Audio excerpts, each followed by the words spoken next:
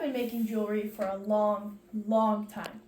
The oldest piece ever found was an estimated 142,000 to 150 years old. They probably had to do a lot of work back then to make a simple piece of jewelry, from finding the materials, carving the beads, making the string, and then assembling. I mean, that's a lot for one person. But now, we don't have to do all that. Making a bracelet has never been easier. You can break it down into 8 simple steps, all of which I will be demonstrating and explaining for you today. Step 1 is to outline what you want to make. Basically, all this means is to get a picture of how you want your bracelet to look at the end. You can think of your own pattern, or you can find reference pictures on the internet. For example, the bracelet I'll be making as a demonstration piece was just inspired by a picture on Pinterest. Step 2 is to prepare all your supplies. In doing this, you're not going to want to get up multiple times because you could spill all your beads or drop what you're working on. You want all your materials to be prepared and at the ready so you can focus on making the bracelet. On hand, you'll want to have out your spool of string, your scissors, your fabric measuring tape, and your beads. For the sake of ease, I've just put the beads I'm going to be used in this little container here. Now, step 3 is to measure your string. If you're making the bracelet for yourself, I would just measure the string against your wrist.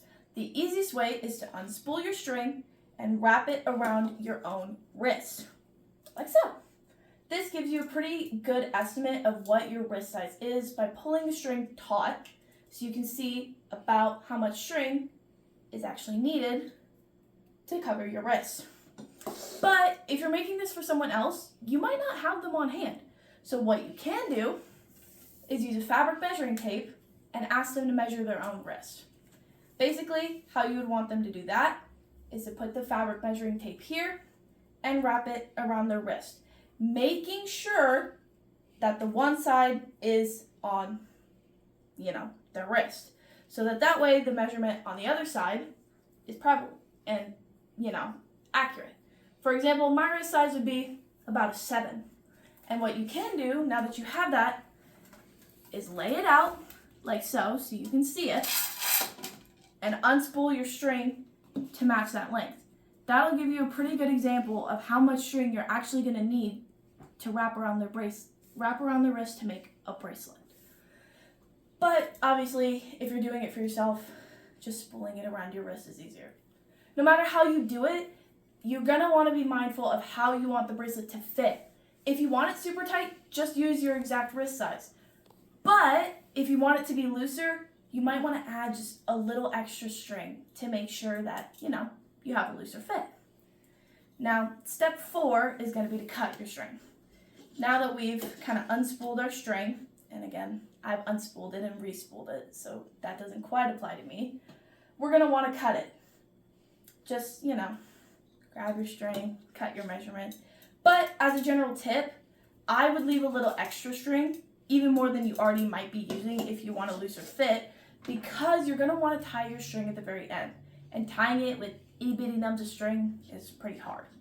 So I'm just going to measure it out and snip like so. So now we have our beautiful piece of string to work and make a bracelet with. Again, this one, for me, gonna fit a little looser, and I'm gonna have this extra string here to be able to tie the knot.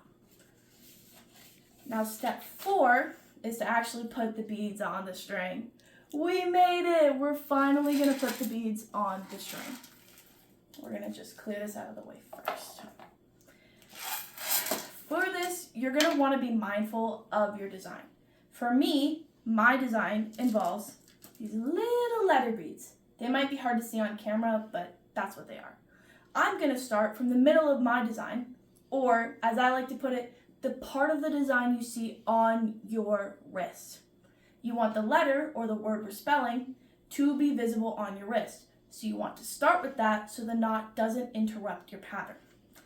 I am just going to start picking out my beads and placing them on the string, like so.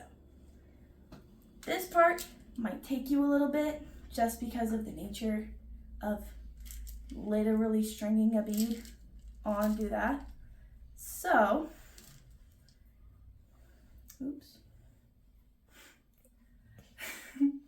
We might want to cut away for this part because this is just gonna be a while of me stringing a bracelet. Boop. Now we're just putting the last bead on and we're moving into step 6, tying the knot. With this part, there's kind of not much to be said. You can tie the knot any way you like, but I'll just demonstrate how I like to do it because I think it's a pretty easy knot for the beginners. We take our 2 ends of the bracelet here and we cross them. We use this side, or my right, fold it under like so, pull tight, make a second loop, same again, going under, and this time we go around with that same thing like so, and tuck it into this new loop that's been created. After we do, we pull tight, and then voila! We just kind of pull and done. Now we're just going to want to snip any leftover string off.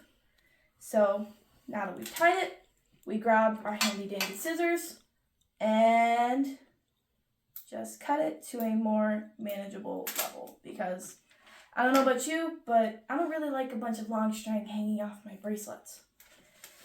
And now for the last and final step, this is the strength test. Now this is more of a recommended step.